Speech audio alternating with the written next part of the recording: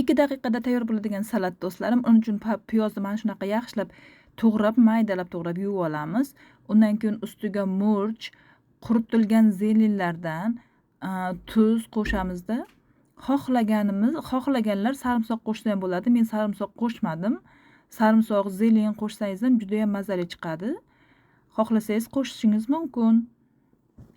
Men lekin qo'shmadim. Keyin pomidor to'g'rab solasizlarda, pomidorni ham qo'shasizlar. Mana salatimiz tayyor bo'ldi. Buni tez tayyor bo'ladigan tomoni shundaki, boshqa narsa qo'shmaysizlar bunga. Mana salatimiz tayyor, ham sog'lik uchun ham juda ham foydali. Ichiga yog', limon suvi soldim. Xohlamaganlar solmasligi mumkin, xohlaganlar solishi mumkin. Mana endi buni xohlagan taomingizni yoniga qo'yib yesangiz bo'ladi, xohlasangiz o'zini yesangiz ham bo'laveradi.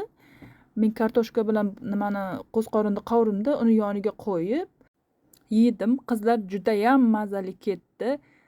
Albatta tayyorlab ko'ringlar do'stlarim.